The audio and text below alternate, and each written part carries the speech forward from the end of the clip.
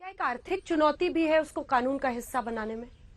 देखिए, होता क्या है कि कुल मिला के जब कोई एक निर्णय करते हैं तो उस निर्णय के कई प्रकार के परिणाम होते हैं। सरकार जब कोई निर्णय करती है तो उस निर्णय का क्रियान्वयन करने की जिम्मेवारी भी सरकार की होती है।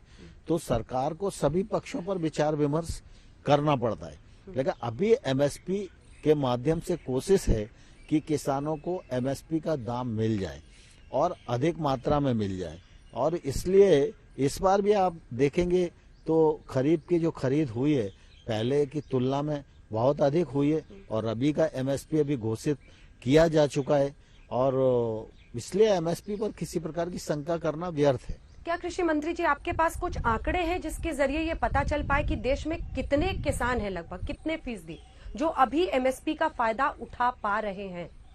देखिए, दरअसल क्या है, एमएसपी पर जो खरीद अलग अलग प्रकार से होती है कि जहाँ गेहूं और धान होता है वहाँ खरीद होती है, जहाँ दलहन और तिलहन होता है वहाँ खरीद होती है, कुछ मोटे अनाज होते हैं वहाँ खरीद होती है, खोपरा है, कपास है, वहाँ खरीद होती है। तो इसलिए स्वाभाविक रूप से ये कोशिश की जाती है कि एमएसपी पर खरीद के माध्यम से मार्केट को बैलेंस किया जा सके, जिससे किसान को अच्छा दाम मिल सके। आप बार बार ये कह रहे हैं कि हमने कुछ भी पुराना छीना नहीं है, हमने एक ऑप्शन दिया है, लेकिन किसानों को, अब मैं दूसरे भय पर आती हूँ, मंडी सिस्टम के खत्म होने का जो भय है।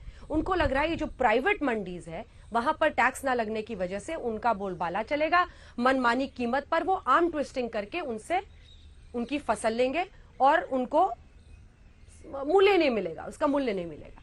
उस पर आपका क्या जवाब है?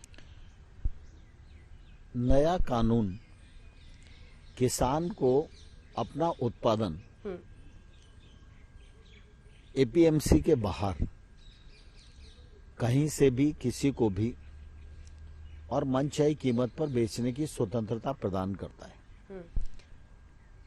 नया कानून ये एपीएमसी का जो राज्य का एक्ट है या मंडी है उसको किसी भी प्रकार से कानूनी रूप से प्रभावित नहीं करता है। देश की आजादी को 73 वर्ष हो गए, कृषि के क्षेत्र में रिफॉर्म नहीं हुए, उसके कारण कृषि का क्षेत्र जहां खड़ा है वहीं खड़ा हुआ है।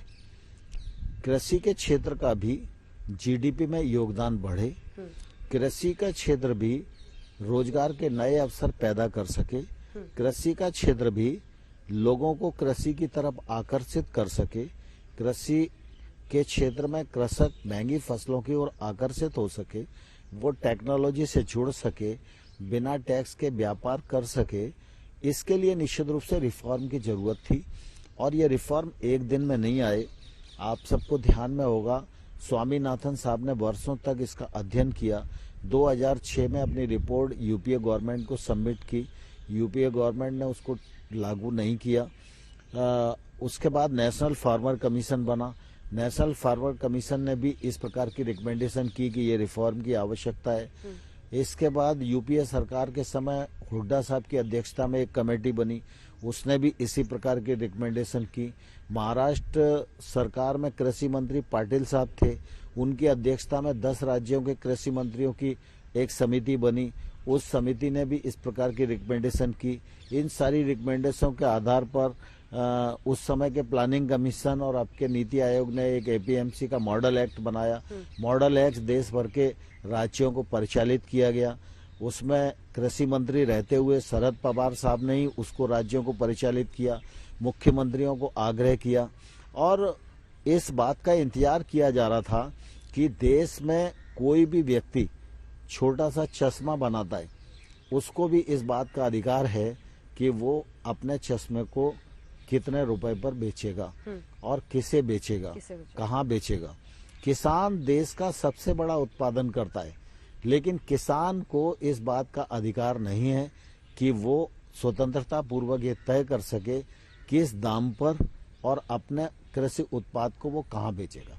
वह मंडी में आकर बेचने के लिए ऑक्शन के माध्यम से ही मजबूर है, और इसलिए ये स्वाभाविक रूप से लगता है कि अगर ओपन ट्रेड होगा, इंटर स्टेट ट्रेड की अनुमति होगी, बिना किसी टैक्स के होगी, तो स्वाभाविक रूप से किसान को उसके वाजिब दाम मिल सकेंगे।